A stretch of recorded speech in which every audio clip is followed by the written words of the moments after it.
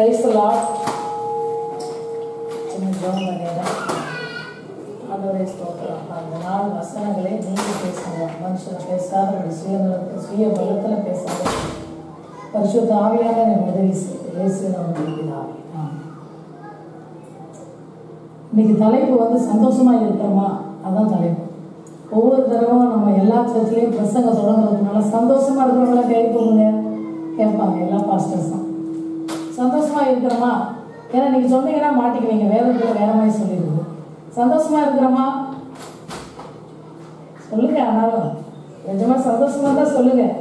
இல்லைன்னா எவ்வளோ பர்சன்டேஜ் சொல்லுங்க. பர்சன்டேஜ் சொல்லலாம், ஆனால் 100% சந்தோஷமா இருக்கிறோமா? சந்தோஷமா யாராவது 100% சந்தோஷமா இருந்தா நிஜமா கை தூக்குங்க. நம்ம எல்லா சர்ச்சிலும் தவறாம கேட்பாங்க. எல்லாரும் கை தூக்கும். பக்கத்துல கை தூக்குனா எல்லாம் கை தூக்குறது. சந்தோஷமா எல்லா நேரம் இருக்குமா? இல்லை. என்னையும் சேர்த்துதான். எல்லா நேரம் சந்தோஷமா இல்லை. ஒரு சில நேரங்கள் நமக்கு சோர்வு இருக்கு.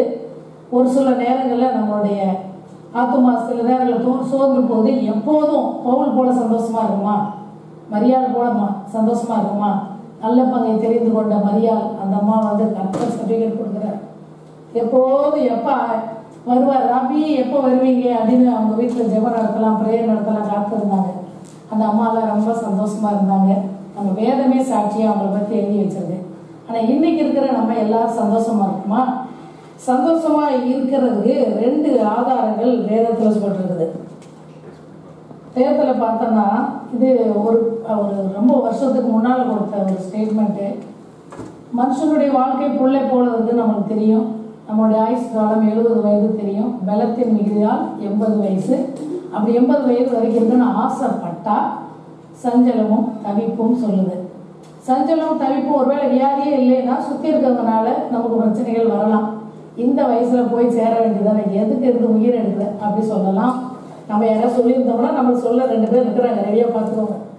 நம்ம யாரையாவது சொல்லியிருந்தோம், ஏதாவது ஒரு பாட்டியை பார்த்தோம் சொல்லியிருந்தோம்னா நம்மளை சொல்றதுக்கு ஆண்டவர் 2 பேர் வச்சிருப்பாரு. அது மாதிரி என்ன விதைக்கிறோமோ அதை அறுக்கிறோம் அப்படின்னு சொல்லியிருக்கு இல்லையா வேதம். அது என்னை வாழ்க்கையில் அநேக முறை அநேக இடத்துல பார்த்துருக்கேன். அதனால அதுக்கு நிறைய வாட்டி மனம் திருப்பி மன்னிப்பு கேட்டிருக்கேன். இதுல எரேமியா 17:3 எரேமியா 17:3 பாருங்க. ஒரு வசனம் பார்த்தா நம்மளுக்கே ஒரு திடுக்கிடுற மாதிரி இருக்கும். எரேமியா 17:3.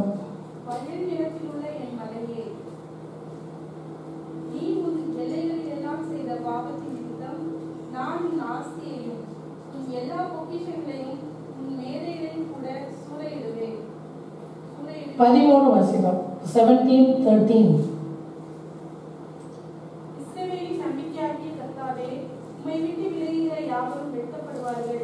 அவர்கள் ஜீவனுள்ள தண்ணீரை ஊற்றாகிய கர்த்தரை விட்டு விலகி போனபடியினால் உம்மை விட்டு அகன்று போகிறவர்களின் பெயர் புழுதியில் எழுதப்படும். பார்த்தீங்களா எப்படி எழுதி வச்சிருக்காங்க பாருங்க. நம்ம இதுவரைக்கும் ஜீவ புஸ்தகத்தில் தான் பேர் எழுதும் அப்படின்னு போட்டு வச்சுருக்கோம். இது கர்த்தருடைய பிள்ளைகளுக்கு தான் இது எழுதப்பட்டது. அப்போ 2 இடத்துல பேர் எழுதுறாங்க. கர்த்தர் 2 இடத்துல பேர் எழுதுறாரு. புழுதியில் எழுதுறாரு.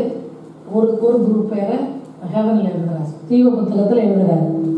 அப்போ இந்த புழுதியில் எழுதுறவங்கெல்லாம் யாரு? இஸ்ரவேல் நம்பிக்கையாய் கர்த்தர் உம்மை விட்டு விலகுகிற யாவரும். கர்த்தரை விட்டு விலகுகிறவங்க. கர்த்தரை விட்டு விலகுகிறவங்க யார்? நம்ம நம்மளுக்கே தெரியும். கர்த்தரை விட்டு விலகுறவங்கன்னா பேசிக் பிரின்சிபல். பேசிக்கலாக அன்றைக்கி நாங்கள் இதில் கூட காட்டேஜ் பேரில் கூட தியானம் பண்ணோம். 2 கொரிந்தியர் 6:7 ரொம்ப அழகாக போட்டிருக்கு. ஒரு மனுஷனுடைய வலது கரம் யார் அப்படின்னு நாங்கள் பார்த்தோம். வலது கரம் அப்போ எல்லாரையும் கேட்டோம். எல்லாரும் அவங்களுடைய மனைவி சொன்னாங்க. மனைவி கேட்டால் கணவன் சொன்னாங்க. அப்போ நானும் சுகன்யா அம்மாவும் எங்கள் அம்மா அப்பாவும் சொன்னோம். அப்போ அந்த மாதிரி அந்த வலது கரம் இன்னைக்கு இல்லை. எங்கள் அப்பா அம்மா இல்லை. நம்ம உடனே மறிச்சிட்டோமா, அவங்களுக்காக உயிரை கொடுத்துட்டோமா? இல்லை இல்லையா? வலது கரம் இடது கரம். இப்போ அந்த வலது கரத்தினால நம்மளுக்கு ப்ராப்ளம் வரும். எப்போ வரும்னா வலது கரத்தில் வசனத்தையும் இடது கரத்தில் நீதியும் வைக்க சொல்கிறார். 2 கொரிந்தியர் 6:7. அப்போ ஒரு மனுஷன் கிறிஸ்தவனுடைய வாழ்க்கையில வலது கரத்துல வசனம் சத்திய வசனமும் இடது கையில நீதி இருந்தா அந்த மனுஷனை அசைக்கப்பட முடியாதுன்னு போட்டிருக்கு. தாவீது பார்த்தோம். நம்ம அன்னைக்கு தாவீது நம்ம இயேசு கிறிஸ்து வலது பாரிசத்துல வீற்றிருக்கிறான்னு பார்த்துருக்கோம். தாவீது கர்த்தரை வலது பாரிசத்தில் வைத்திருக்கிறாருன்னு அந்த வசனம் சொல்லுச்சு. அப்ப கர்த்தரை வலது பாரிசத்தில் வைத்திருக்கிற மனுஷன் எப்போதும் சந்தோஷமா இருப்பான். அதான் நம்ம பார்க்கிறோம். கர்த்தரை வலது பாரிசத்தில் வச்சிருக்கோம்னா வேத வசனங்கள் நமக்கு ஜிபிஎஸ்ஸா இருக்கணும். வேத வசனங்கள் ஜிபிஎஸ்ஸா இல்லாம நம்மளை கைட் பண்ணி நம்மளே டைரக்ஷன் போட்டு மேப் போட்டு வாழ்ந்தா நம்ம பேர் எங்க எழுதியிருக்கோன்ற நம்ம ஒவ்வொரு நாளும் ஆராய்ந்து பார்க்கணும்.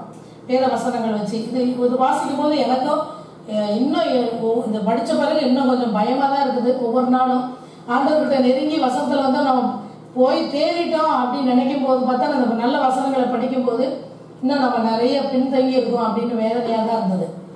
ஆனா இந்த வசனங்கள் பாருங்க, இந்த எஸ்தர்ல 5:9 வாசிங்க. யாரோட பேர் புழுதியில் எழுதி இருக்குதுன்றதுக்கு எஸ்தர்ல 5:9.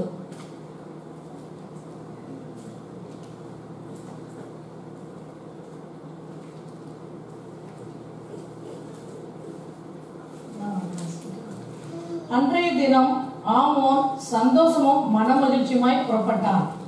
ஆனாலும் ராஜாவின் அரண்மனை வாசலில் இருக்கிற மொர்தெகாய் தனக்கு முன் எழுந்திராமல் அசையாமலும் இருக்கிறதை ஆமான் கண்டபோது அவன் மொர்தெகாயின் மேல் உக்கிரம் நிறைந்தவனானான். ராஜாவுக்கு ரைட் ஹேண்டா இருக்கிறான். நம்ம சொல்றோம் இப்போ வலது கையா என்ன இருக்கணும்.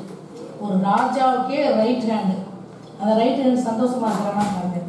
அந்த ரைட் ஹேண்டுக்கு என்ன ஆச்சுன்னா எல்லாமே இருக்குது. முத்திரை மோதிரமே கையில இருக்கு. எழுதுறது தான் சட்டம். அவன் எழுதுனது தான் அந்த மாதிரி ஒரு பவர்ஃபுல்லா இருக்கிறவரை எங்க மாற்றா இருப்பாங்க. கர்த்தருடைய பிள்ளைகளுக்கு விரோதமா தேவனை துதிக்கிற ஒரு அப்பாவியா அரண்மனைக்கு முன்னால ஒரு பரிதாபமா உட்கார்ந்துக்கிற மனுஷன்கிட்ட வம்புக்கு போறாரு. அவர் ரோட்ல உட்காந்துக்கிறவரை காலை மேல போட்டு உட்காந்தானா கீழே உங்களை சிங்காசனத்துல அரண்மனைக்குள்ளையா உங்களை தொல்லை பண்றாரு. அவர் பாட்டு தெருவில் உட்காந்துக்கிறாரு. தெருவில் உட்காந்துருக்கவங்க இங்க வரும்போதெல்லாம் எஞ்சி நிக்க முடியுமா பாருங்க. அவரோட இவர் தொல்லை பண்றாரு. அப்ப அவருடைய இருதயம் புழுதியில எழுதப்பட்ட மனுஷன் ஜீவ புத்தகத்துல எழுதப்பட்ட மனுஷனோடு எப்பொழுதும் யுத்தம் பண்ணுவான். ஒரு மனுஷனுடைய இருதயம் ஆமானுடைய பேர் புழுதியிலும் மொர்தெகாயோட பேர் ஜீவ புத்தகத்தில் எழுதப்பட்டதுனால அவனை பார்த்தாலே வெறுப்பா இருக்குது. அவன் மூஞ்சியே பார்க்க பிடிக்கும். அவனுக்காக எவ்வளவு பெரிய பர்சனாலிட்டி. இது அற்பமான அரண்மனை வாசல்ல உட்கார்ந்து கூட பார்த்து நீ ஏன் வருத்தப்படுற? அவனால ஒண்ணுமே செய்ய முடியாது. அவனுக்கு பெர்மனண்டா அவன் இல்லீகல் இமிகிரன்ஸ் மாதிரி இருக்கிறான் அந்த ஊர்ல. நீ சிட்டிசன், நீ ராஜாவுக்கு பக்கத்துல இருக்கிற. ஆனா ஒரு இல்லீகல் இமிகிரன்ஸை பார்த்து நீ ஏன் அழகுற? ஏன்னா அவனுக்குள்ள கர்த்தர் இருக்கிறார். அப்போ ஒரு பயம் வருது. தேவனை இரவு பகல் துதிக்கிற ஒரு மனுஷனை பார்க்கும் போது பயம் வரும். பவுலை பத்தி டிஜிஎஸ் தினகரன் ஒரு இன்டர்வியூல பென்னிகனோட இன்டர்வியூ யூடியூப்ல பாருங்க போட்டிருப்பாரு. I visited so many times. பவுலை விசிட் பண்ணியிருக்கேன் நிறைய. நம்ம இதுல ஹீரோவா பாக்குற எல்லாரும் அவர் நேரம் பார்த்துட்டு வந்தேன் இங்க இருக்கும் போது. அப்ப அவர் சொல்றாரு, பென்னிகன் கேட்கிறாரு எப்படி இருக்கிறார் பால் மட்டும் எப்படி இருக்காரு கொஞ்சம் சொல்லுங்க. ரொம்ப short person, short is skinny too அப்படின்னு சொல்றாரு. கட்டக்குச்சியா ஒல்லியா உதுருன்னு ஆளாதான் இருக்கிறாருன்னு. ஆனா பவுலை பார்த்து எத்தனை பேர் நடுங்கினாங்க. It is not by the personality இல்லையா? பர்சனாலிட்டி இல்லை, ஆவியானவர் உள்ள இருந்தா நிச்சயமா பார்க்குறவங்களுக்கு ஒரு பயம் இருக்கும். ஏன்னா அந்த தேவ பிரசன்னம் அவங்களுக்கு இருக்கு. மோசேயின் முகம் பிரகாசித்தது எழுதியிருக்குது. பவுலை பார்க்கும்போது ஜனங்களுக்கு பயம் இருக்கும். மோகன் சீலாசரஸை பார்த்தீங்கன்னா சாதாரண ஒரு அரகை சட்டை போட்டுட்டு நல்லா எண்ணெய் தேய்ச்சிட்டு சிம்பிளா தான் வர்றாரு. பக்கத்துல போய் பேசுறதுக்கு நம்மளுக்கு ட்ரம்ப் வந்தா கூட ஹாய் நம்ம ஈ கூட சுத்துருவோம். ஆனா மோகன் சீலாசரஸ் போய் அப்படி கொடுக்க தைரியம் இருக்கா? ஏன்னா அவருக்குள்ள கர்த்தர் இருக்கிறார், வல்லமையா இருக்கிறார். அப்ப தேவனோட பிள்ளைங்க ஜீவ புத்தகத்துல எழுதப்பட்டவங்க கிட்ட போய் பேசுறதுக்கு ஒரு பயம் இருக்கும் நமக்கு. அப்போ இந்த ரெண்டு மனுஷன் ஜீவ புத்தகத்தில் எழுதப்பட்டா சந்தோஷமும், புழுதியில் எழுதப்பட்டா சமாதானம் இல்லாத இருக்கும் அப்படின்னு வேதவசனம் சொல்லுது. இன்னொரு மனுஷன் பாருங்க, சங்கீதம் 68:3. இந்த மனுஷனை ரெண்டு இதுல புழுதியில் எழுதப்பட்டதுக்கு ஆமோனை நம்ம எக்ஸாம்பிளா பார்த்தோம். யார் ஜீவ புத்தகத்தில் எழுதப்பட்டவங்க? சங்கீதம் 68:3.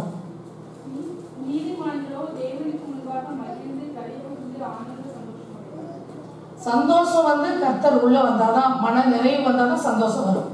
தேவன் நீதிமான்களுக்குள்ளே, நீதிமான்னா நீதியை செய்கிறவர்கள். நீதி எப்போ வரும்னா நம்ம சொன்ன மாதிரி 2 கொரிந்தியர் 6:7 நான் அன்னைக்கு அந்த ஒரு 4-5 நாளைக்கு முன்னால் வாட்ச் அன்னைக்கு தியானம் பண்ணலேருந்து அது திருப்பி எனக்கு அதே தான் பேசிட்டு இருக்கு. வசனத்தை படிக்காத எல்லாருமே நீதிமான ஆக முடியாது. இயேசு கிறிஸ்துவோடைய வசனத்தை ஜிபிஎஸ்ஸாக வைக்காதவங்க அதை தன் வாழ்க்கைக்கு உங்கள் பாதைக்கு தீபமாக இருக்குன்னு நம்ம சொல்கிறோம்.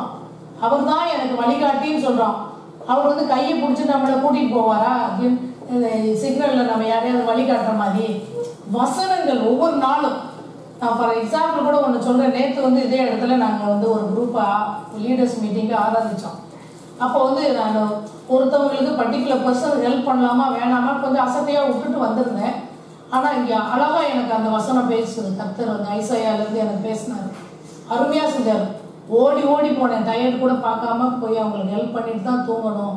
எவ்வளோ டயர்டாக இருந்தாலும் வசனங்கள் நமக்கு ஜிபிஎஸ் மாதிரி உதவுது. நம்மளுக்கு நம்ம சுய பலத்தில் நினைக்கிறேன், அவங்களுக்கு தான் எல்லாம் இருக்கலாம், அவங்களுக்கு என்ன ஹெல்ப் பண்ணுறது அப்படி நினைக்கும் போது பார்த்தோன்னா தேவன் வந்து வேத வசனம் நம்ம ரைட் ஹேண்டில் இல்லைன்னா, கர்த்தரை வலது பாரிசத்தில் வைக்கலைன்னா ஜீவ புஸ்தகத்தில் நம்ம நீதிமானா வாழ முடியாது.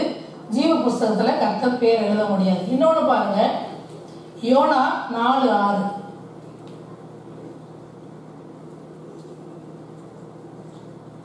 நம்ம சந்தோஷத்தை எங்கே தொலைக்கிறோம் அப்படின்றதுக்கு இது ஒரு எக்ஸாம்பிள். எங்கே தொலைச்சிடுறோம் நம்ம பல வேலைகளில். யோனா 4:6 யோனாவுடைய தலையின் மேல் நிழல் உண்டாயிருக்கவும் அவனே அவனுடைய மனமடிவுக்கு நீங்களாயிருக்கவும் தேவனாய கர்த்தர் ஒரு ஆமணக்கு செடியை முளைக்க கட்டளையிட்டு அதை அவன் மேல் ஓங்கி வளர பண்ணினார். அந்த ஆமணக்கின் மேல் யோனா மிகவும் சந்தோஷப்பட்டான். பாருங்க, கர்த்தரை பற்றி சந்தோஷப்படாம செடியை கொடுத்தீங்களே ரொம்ப உங்களை நினைச்சு சந்தோஷப்படுறேன்னு இல்லாம ஆமனுக்கு செடி மேல சந்தோஷப்பட்டார். அப்ப நம்ம அநேக வேலையில கர்த்தர் கொடுக்கிற ஆசீர்வாதங்களை குறித்து பரவாயில்ல, அங்கே ஒரு வீடு இருக்கு, இங்கே ஒரு வீடு இருக்கு, எப்படினாலும் நமக்கு என்ன ஒரு கஷ்டம் வந்தாலும் அதை பண்ணி சமாளிச்சிடலாம் அப்படி சொல்லி ஆமனுக்கு செடி மேலே நம்ம நம்பிக்கை வச்சுருந்தா நம்ம சமாதானம் போயிடும். அதுதான் தேவன் நீங்கள் சொல்கிறாரு. ஆமனுக்கு செடி மேலே நம்பிக்கை வைக்கக்கூடாது. கர்த்தர் கொடுத்த ஆசீர்வாதங்கள் நிச்சயமாக கொடுப்பார். கர்த்தர் கொடுக்கிற ஐஸ்வர்யத்தோடு வேதனையை கூட்டாருன்றது. அப்போ கர்த்தர் கொடுக்கிற ஐஸ்வர்யத்தை பார்த்து எந்த ஆசீர்வாதம் நமக்கு பலமாக இருக்கலாம், பணமாக இருக்கலாம், படிப்பாக இருக்கலாம், மேன்மையாக இருக்கலாம், எதுவாக இருந்தாலும் அதை குறித்து ஒரு நாள் நம்ம இருதயம் சந்தோஷப்படக்கூடாது. யோனா வந்து இந்த இடத்துல சந்தோஷப்பட்டார் அப்படி பார்க்குறோம். கர்த்தர் கூட அதனால எரிச்சல் பட்டிருக்கிறார் கர்த்தர் வந்து. அப்போ கர்த்தர் எரிச்சப்படும் போது நமக்கு சமாதானம். நம்ம செய்கிற காரியங்கள் கர்த்தருக்கு வேதனையாக இருந்தால் கர்த்தர் நமக்கு சமாதானத்தை கொடுப்பாரா? சந்தோஷம் வராது. நம்ம செய்கிற காரியங்கள் அவருக்கு ப்ளீஸிங்காக இருந்ததுன்னா நமக்கு சந்தோஷமாக பொங்கி வரும்.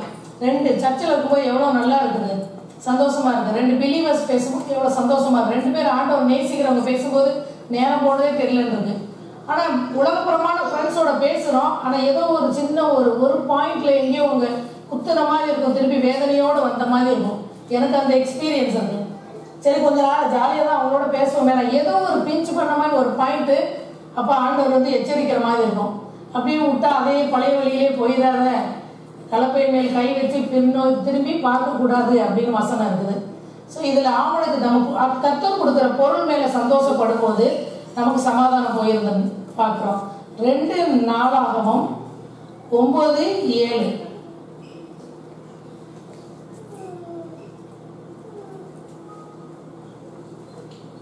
2 Chronicles 9:7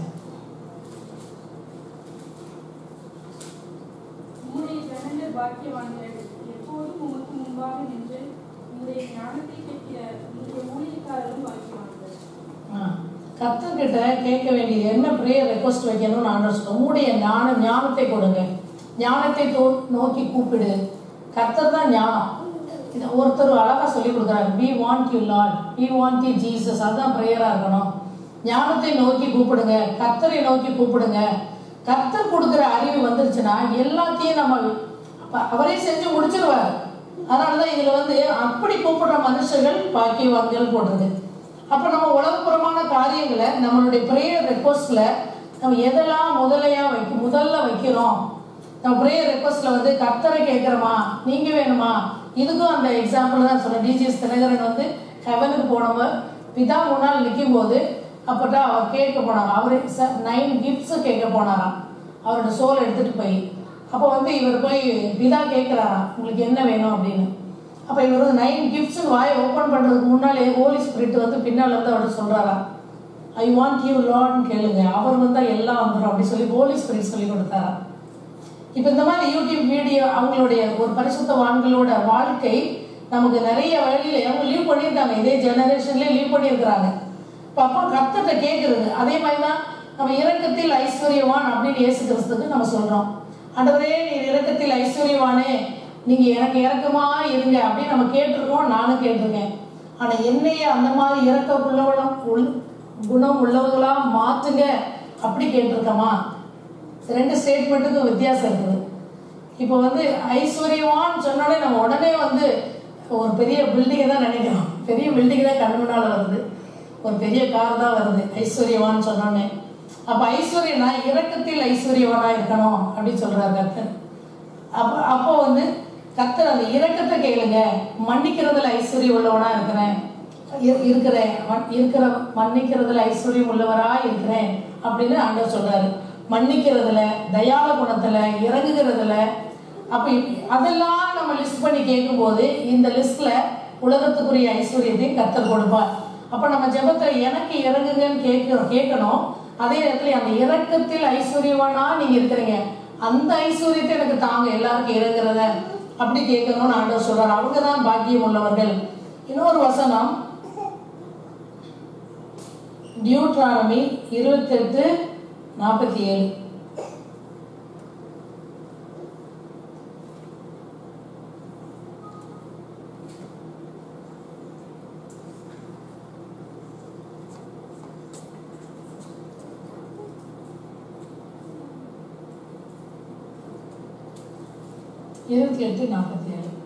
சகலமும் பரிபூர்ணமாயிருக்கையில் நீ மனமகிழ்ச்சியோடும் களிப்போடும் உன் தேவனாகிய கர்த்தரை சேவியாமல் போனது நிமித்தம். இங்கிலீஷ்ல போட்டிருக்கு, you did not serve the Lord your God joyfully and gladly in the time of prosperity போட்டிருக்கு. எதுக்கு நமக்கு சில நேரங்களில் கர்த்தர் நிறுத்தி வைக்கிறார்னா, சில நேசிக்கிறவங்களை நிறுத்தி வைக்கிறார்னா, எல்லா ப்ராஸ்பெரிட்டி வரும்போது கர்த்தருக்கு நம்ம சந்தோஷமா சர்வ் பண்ண மாட்டோம் அப்படின்னு போட்டிருக்கு. எல்லாமே கரெக்டா, நல்ல ஹெல்த்து, நல்ல வெல்த்து, எல்லாமே நல்ல ஹை ரெப்புடேஷன் இல்லை, நல்ல பொசிஷன்ல இருக்கிறோம், எல்லாமே இருக்கிற போது நம்ம காடுக்கு சர்வ் பண்ண மாட்டோம்னு போட்டிருக்கு. ஏன்னா காடு நம்புவோம், காடை நேசிப்போம். மெத்தையில படுத்துட்டு ஐ லவ் யூ ஜீசஸ் சொல்றது ஈஸி தானே, ஆனால் சர்வ் பண்ண மாட்டோம் அப்படின்னு போட்டிருக்குது. ப்ராஸ்பெரிட்டி வரும்போது நம்ம படுத்துட்டு இயேசுவை நேசிக்கிறோம்னு சொல்லிட்டு இருப்போம், இறங்கி வேலை செய்ய மாட்டோம் அப்படி சொல்லி போட்டிருக்குது கிளியராக சொன்னா. அப்போ வந்து அதனால தான் தேவன் நம்ம பல நேரங்களில் நம்மளுக்கு வந்து சில காரியங்களை சில ட்ரையல்ஸை நம்மளுக்கு அனுமதிக்கிறார் வாழ்க்கையில. அப்போ தேவனுக்காக பிரித்தெடுக்கப்பட்ட ஜனங்கள், ஜீவ புத்தகத்துல பேர் எழுதப்பட்ட ஜனங்கள் அவரை மறந்து அவர் கொடுக்குற ஆசீர்வாதங்களை தூங்கிட்டு இருக்கும்போது தேவன் சில காரியங்களை நம்மளுக்கு அனுமதிக்கிறார். அப்படி அனுமதிக்கும் போது திருப்பி நம்ம ரிப்பண்ட் ஆகிறோம். திருப்பி நம்ம ரிப்பண்ட் ஆகுறதுக்கு தான் அப்பப்பா நம்மளுக்கு ஒரு பஞ்சு கிடைக்குது கர்த்தர்கிட்ட இருந்து. இன்னொரு வசனம் 3 யோவான் 1:4.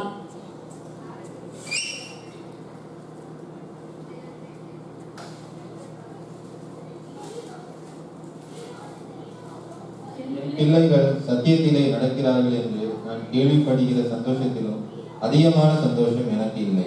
பாருங்க, எல்லா இடத்துலயுமே வேதம் வந்து நமக்கு ரைட் ஹேண்டா இருக்கணும். இப்போ ஜிபிஎஸ்ஸே வாங்காம மேப் சும்மா கார் என்கிட்ட கேட்டால் என் கார் ஓட்ட தெரியாது. ஜிபிஎஸ் எதுக்குன்னு கூட, ஜிபிஎஸ் எப்படி யூஸ் பண்ண கூட தெரியாது. ஜிபிஎஸ்ஸே இல்லாமல் கரெக்டாக நேவிகேட் பண்ணி ஓட்ட முடியுமா?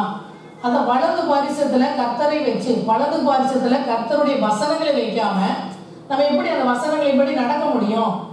நமக்கு அந்த லாஸ் தெரியணும்ல. இப்போ வந்து 20 மைலில் போகணும், 30 மைலில் போகணும், உங்களுக்கு தெரியுது ஒவ்வொரு இடத்துல.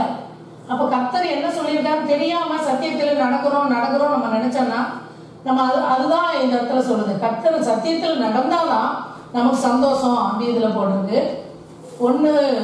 1 பேதுரு 1:8.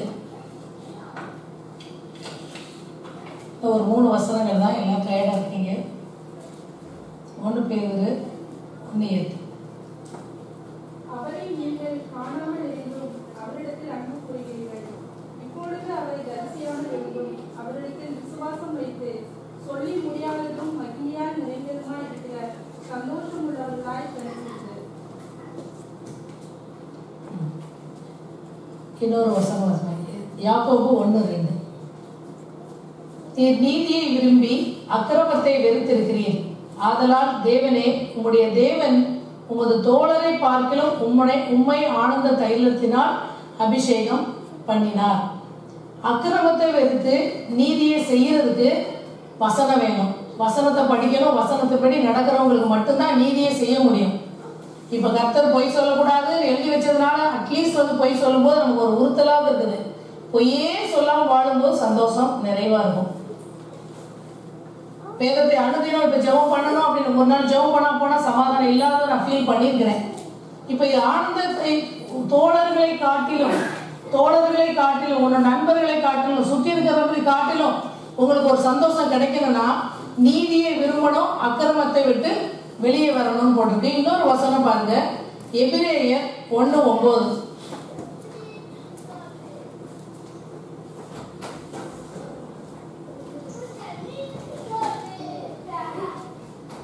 நீர் நீதியை விரும்பி அக்கிரமத்தை வெறுத்திருக்கிறீர். ஆதலால் தேவனே, உம்முடைய தேவன் உமது தோழரை பார்க்கிலும் உம்மை ஆனந்த தைலத்தினால் அபிஷேகம் பண்ணினார் என்றும் கர்த்தர் இதுல பாருங்க, ஆண்டவர் திருப்பி அதே வசனத்தை தான் நம்ம படிக்கிறோம். நம்ம தோழரை காட்டிலும் இப்போ எல்லாரை விட நம்ம நல்லா படிக்கணும்னு நினைக்கிறோம் இல்லையா? நம்ம கூட இருக்கிறவங்க விட நல்லா படிக்கணும்னு நினைக்கிறோம். எல்லாரோட நிறைய சம்பாதிக்கணும்னு நினைக்கிறோம். நினைக்கலையா? எல்லாரோட நல்லா சம்பாதிக்கணும்னு நினைக்கலையா? எல்லாரோட எதுலையாவது ஒன்றில் விளையாட்டுலையாவது முன்னேறணும்னு நினைக்கலையா? விளையாட்டுல எல்லாரோட ஹெல்த்தியாக இருக்கணும்னு நினைக்கலையா? எல்லாரோட நிறைய நாள் வாழணும்னு நினைக்கலையா? ஏதோ ஒன்று எல்லாரை விட பெஸ்ட்டாக வாழணும்னு நினைக்கிறோம் இல்லையா?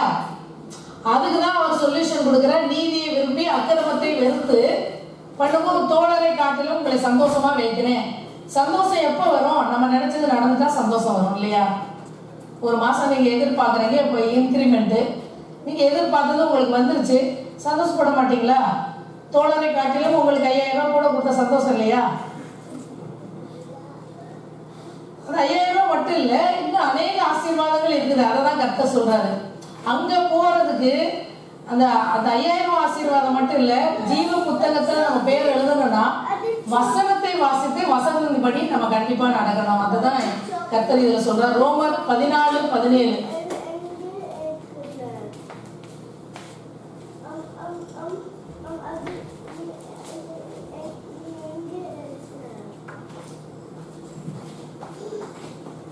தேவனுடைய ராஜ்யம் புசிப்பும் குடிப்பும் அல்ல. தேவனுடைய ராஜ்யம் புசிப்பும் குடிப்பும் அல்ல, அது நீதியும் சமாதானமும் பரிசுத்த ஆவியால் உண்டாகும் சந்தோஷமுமாய் இருக்கிறது. அது எதனால சந்தோஷம் வருதுன்னு ஆண்டவர் சொல்யூஷன் கொடுக்குறாரு, நம்மளுக்கு ஒரு ஐடியாவும் கொடுக்குறாரு. சந்தோஷம் வரும்னா பரிசுத்த ஆவியானவர் வந்தாதான் சந்தோஷம். புசிப்பும் குடிப்புனால சாப்பிடலாம். இன்னைக்கு பிரியாணி சாப்பிட்டா இன்னைக்கு சந்தோஷமா தான் இருக்குது. ஆனால் நைட் தூங்கும்போது பயமா இருக்குது, ஹார்ட் அட்டாக் வந்துருமான்ட்டு. ஐஸ்கிரீம் சாப்பிடும்போது நல்லா தான் இருக்குது. நாளைக்கு நம்ம வேலையே ஃபோனில் இருந்தால் பேசணும். ஆனால் தொண்டை ரிப்பேர் ஆயிடுச்சுன்னா, அப்படி 10 நாள் ஐஸ்கிரீம் சாப்பிட்டு தொண்டையே கட்டி போயிடுச்சுன்னா அவன் நம்மளுக்கு பே கட்டு, 1 வாரம் பே கட்டு. பேசினா தான் காசு என்னோட வேலையில். அப்போ ஐஸ்கிரீம் சாப்பிடக்கூடாது. அப்போ இதில் பார்த்தோன்னா புசிப்பும் குடிப்பும் மட்டும் அல்ல தேவனுடைய ராஜ்யம். புசிக்கலாம், குடிக்கலாம், குடிப்பும் மட்டும் அல்லதான் சொல்லியிருக்கிறாரு. என்ன வேணா தைரியம் இருந்தால் சாப்பிட்டுக்கோங்க, ஹார்ட் அட்டாக் வந்தால் பயம் இல்லைன்னா சாப்பிட்டுக்கோங்க. ஆனால் போஜன பிரியதான் இருக்காது, தொண்டையில் கட்டி வைக்கிற அங்கே ஒரு வசனம் இருக்குது, கொஞ்சமாக சாப்பிட்டுக்கோங்க. ஆனால் என்ன சொல்ற, பரிசுத்தாவியானவர் தான் நம்ம சந்தோஷத்தை கொண்டு வரும். பரிசுத்தாவியானவர் எங்கே இருப்பார்? சத்திய ஆவியானவர் எங்கே இருப்பார்? சத்தியத்தின்படி நடக்கும்போது, சத்தியத்தை நம்ம கையில் வலது கையில் பிடிச்சிருக்கும் போது. 2 கொரிந்தியர் 6:7 நீதியை இடது கையிலையும் சத்தியத்தை வலது கையிலையும் வசனத்தை வலது கையிலையும் வச்சிருக்கிறவங்களுக்கு அவங்க அசைக்கப்படுவதில்லைன்னு போட்டிருக்கு. அவங்களுக்கு சந்தோஷம் குறையாதுன்னு போட்டிருக்கு. இப்போ அதிகமாக துன்பப்பட்ட பவுல் சந்தோஷப்பட்டாரா? அவர் விரட்டி துரத்துன அந்த காலத்தில் இருந்த அதிகாரிகள் சந்தோஷப்பட்டாங்களா? அவர் கொண்டா கூட அவனுக்கு சமாதானம் இருக்காது. அடுத்து இவனோட கூட்டத்தெல்லாம் பிடிக்கணும், எங்கெங்க இருக்கான்னு தெரியலன்னு ஒரு பயம் வந்திருக்கும். பவுலை கொண்டுட்டாங்கன்னு வச்சுக்கோங்க, இந்த ஆள் வைரஸ் மாதிரி எங்கெங்க எத்தனை பேரை பிடிச்சி வச்சிருக்கிறோம், ரகசியமா எத்தனை பேர் இருக்கானோ அண்டர் கிரவுண்ட்ல அத்தனை பேரையும் நம்ம எப்படி பிடிக்கிறோம் ஒரு பயம் தான் வரும் அவங்களுக்கு இல்லையா? அதனால எந்த கர்த்தருடைய பிள்ளைகளுக்கு அது இதுல 2 வசனம் ரொம்ப பிடிச்சது. புழுதியில கர்த்தர் எழுதுறாரு கொஞ்சம் பேரை ஜீவ புத்தகத்துல எழுதுறாரு. ஜீவ புத்தகத்துல எழுதுறவங்களுக்கு ஜிபிஎஸ் வசனமா இருக்குது. நம்மளுடைய தாய் தகப்பன் கூட நம்மளுக்கு ஆலோசனை சொல்லலாம், ஆனா வேதத்தின் படி இருந்தா நம்ம கேட்கலாம். அதெல்லாம் செய்யலாமா, ஒரு சீரியல் பார்த்துக்கலாம் என்ன செய்ய போகுது அப்படி சொன்னா பார்த்தோம்னா அப்போ அவங்க ஜட்ஜ்மெண்ட் எடுத்து துணைக்கு கூட கையை பிடிச்சிட்டு வந்து நிற்க மாட்டாங்க இல்லையா? இண்டிவிஜுவலாக தான். எங்கள் பொண்ணு கூட அடிக்கடி சொல்லும் ஏன் ஓடி போயிடுறேன்ட்டு, உனக்கு எனக்கு தனித்தனியாக தான் அங்கே நிற்க வச்சு வழக்கு இருக்குது. வழக்கு தனித்தனியாக தான் நடக்கும். உனக்கு எங்கே ஓட சொன்னாலும் அங்கே நீ ஓடு, உன் சோனில் நீ ஓடு, ஓன் ட்ராக்கில் என் ட்ராக்கில் நான் ஓடுறேன், என் ட்ராக்கில் நீ வராத, ஓன் ட்ராக்கில் நான் வரமாட்டேன் இல்லையா? தாயா இருந்தாலும் பிள்ளையா இருந்தாலும் யாரா இருந்தாலும் கர்த்தர் உங்களுக்கு எப்படி வச்சிருக்காரு ஓடுறது அதை அறிந்து கொண்டவங்களுக்கு தான் சந்தோஷம். இப்போ நான் ட்ராக்ல தான் ஓடுறேன்றது தான் எனக்கு சந்தோஷம். நான் எனக்கு மியூசிக் தான் எனக்கு திறமை, நான் மியூசிக் படிச்சு மியூசிக்ல பெரிய ஆள போறேன், எனக்கு என்ன தெரியும் அப்படின்றத நான் தெரிஞ்சு கொள்றது தான் நமக்கு சந்தோஷம். இப்போ அன்னைக்கு ஹெலன் ஒரு நாள் சொல்லிட்டு இருந்தாங்க, ஒருத்தவங்க படுக்க சுகமில்லாம இருந்தாங்களாம் பெட்ல, திருப்பி அவங்க நடக்க வைக்கிறது குழந்தை மாதிரி பிடிச்சு நடக்க வைக்க வேண்டியது இருக்கான். அப்போ ஒரு காலை கொஞ்ச நாள் யூஸ் பண்ணாம இருந்தா காலு நடக்க மாட்டேங்குது, குழந்தை மாதிரி திருப்பி நடக்க வைக்க வேண்டியது இருக்கு. அப்போ நம்ம 10 வருஷமா பைபிள் வாசிக்காம, ஒரு வாரமா பைபிள் வாசிக்காம, 10 நாளா, அப்ப அந்த 10 நாளா இருள் சூழ்ந்து பிசாசு தான் கைட் பண்ணிட்டு இருக்கான். பாருங்க, நினைச்சு பாருங்க, 10 நாளா நமக்கு ஜிபிஎஸ் பிசாசா இருந்திருக்கான். அதை நினைச்சு பார்த்தா எவ்வளவு பயமா இருக்குது இல்லையா? அப்ப நம்ம கொஞ்ச நாள் ராத்திரி ஃபுல்லா படுத்திருக்கேன்னு வச்சுக்கேன், எனக்கு நடக்கிறத சொல்றேன், ராத்திரி ஃபுல்லா படுத்திருக்கேன், காலையில் யாராவது போன் எடுத்தா நான் கனவுல ஏதோ பார்த்ததை வச்சு போன்ல பேசிட்டு இருக்கேன். அப்ப நம்ம மைண்டே கார்ல சிக்னலே வர மாட்டேங்குது, வாய்க்கு இவ்வளவு தூரம் தான் இருக்கு, சிக்னல் வரவே மாட்டேங்குது. பாருங்க, கொஞ்ச நேரம் ஒரு 6 hours தூக்குனா 3 வேலை செய்ய மாட்டேங்குது. அப்ப வேதமே படிக்காம, வேதம் தான் உங்க வாழ்க்கைக்கு வெளிச்சம், வேதத்தை உங்க ஜிபிஎஸ் வேதத்தின்படி சத்திய வசனத்தின்படி வாழ்றவங்களுக்கு தான் அங்க ஜீவ புத்தகத்துல பேர் எழுதியிருக்கேன்றாரு. நீதியை செய்யறது இல்ல, நீதியை பிராக்டிஸ் பண்றது, நீதியின்படி வாழ்றது. இப்ப வசனம் எல்லாம் புரியுது, விளங்குது. இப்ப கிளாஸ்ல நான் பாடம் எடுக்கிறேன், எல்லாமே விளங்கிடுச்சு மேடம், எல்லாரும் தலையாட்டுறாங்க 80 பேரும். ஆனா பேப்பர்ல எதுக்கு முட்டை வருது இல்லையா? இப்ப அததான் ஆண்டவர் கேட்பாரு. நீங்க எல்லாருமே கேட்டுட்டே தானே இருக்கிறீங்க, ஆனா பிராக்டிஸே பண்ணலையே. பிராக்டிஸ் பண்ணணும்ல, ஃபீல்டுல போகணும்ல, களை எடுக்கணும் அப்படின்னா களை எடுக்க தெரியும்ல, கருது அறுக்குன்னா அறுவாறு பிடிச்சிட்டு அந்த அன்னைக்கு பார்த்தோம்ல கத்தி பிடிக்கிற மாதிரி. அதனால ஒவ்வொரு பாட்டும் நம்மளாம் பார்ட் ஆஃப் த, இப்போ இயேசு கிறிஸ்துவோட அவர் தலையா இருக்கிறார், நம்மளாம் அவைகளா இருக்கிறோம்ன்றது அந்த வசனம். ரொம்ப சிம்பிள். அந்த ஒரே ஒரு வசனத்தை எடுத்து பார்த்தா கூட, நான் ஒருவேளை நகமா இருக்கலாம், நீங்க ஒருவேளை பிரைனா இருக்கலாம், நீங்க ஒருவேளை காலா இருக்கலாம், கையா இருக்கலாம். இது எல்லாம் ஃபங்க்ஷன் ஆகாம இருந்தாலும் அந்த பாடி ஆடதானே செய்யும். கிறிஸ்து ஹெட்டா இருந்தா கூட பாடி ஆடதானே செய்யும். பெயின் இருக்கும்ல, எனக்கு முட்டி வலி இருந்தா என் தலையும் காயும் காலம் எல்லாமே தானே நான் ஃபீல் பண்றேன்.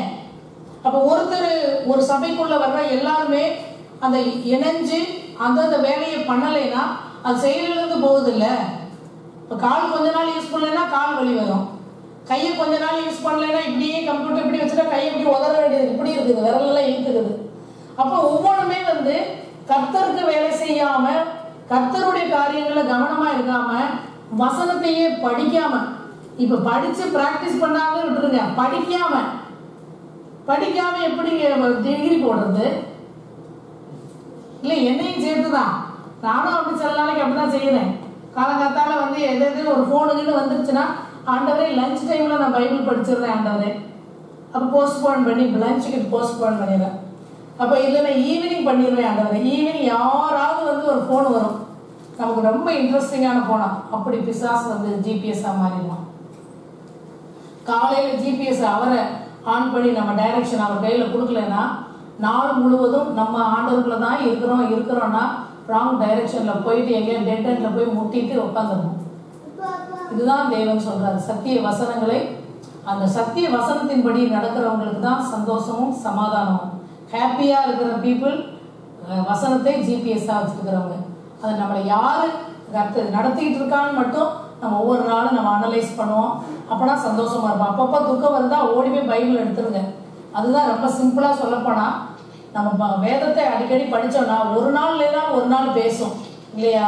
நம்ம பிள்ளைகளுக்கு ரைம்ஸோட மீனிங் தெரியலான்னு ஒப்பிக்குதுங்கல்ல, அது போலவாவது படிச்சு கொஞ்சம் கொஞ்சமா படிச்சு அப்புறம் கொஞ்சம் கொஞ்சம் பிரெயின்ல இருந்து கொண்டு வந்து அப்ளை பண்ணி யூஸ் பண்ணலாம். இதெல்லாம் நான் ப்ராக்டிஸ் பண்றேன். ஆனா நிறைய நேரங்களில் முடியல. ஆனால் நம்ம எல்லாரும் அதை ப்ராக்டிஸ் பண்ணுவோம். வசனங்கள் தெரியாம, வசனத்தை ப்ராக்டிஸ் பண்ணாம, வசனத்தின்படி வாழாம நம்ம இருந்தோம்னா ஜீவ புஸ்தகத்துல பேர் இல்லை அப்படின்னு தெளிவா இந்த வசனங்கள் சொல்லுது. இந்த 2-3 வசனங்கள் இருக்குது. நீங்க எல்லாம் டயர்டா இருக்கீங்க, அதனால நிறுத்துக்கலாம். அதனால 2 இடத்துல பேர் எழுதியிருக்காங்க. நம்ம எங்க எழுதுறதுக்குன்னு பார்த்துக்குவோம். டெய்லி வசனத்தை வாசிப்போம். நமக்கு போட்டி வைக்கலாம், வசனம் மனப்பாடம் போட்டு. கர்த்தர் தாமே இந்த வசனங்களை ஆசிரியத்து வேதத்தை ஆதாரமாய் வாழ்க்கை நடத்த கர்த்தர் நம்மளுக்கு உதவி செய்யட்டும்.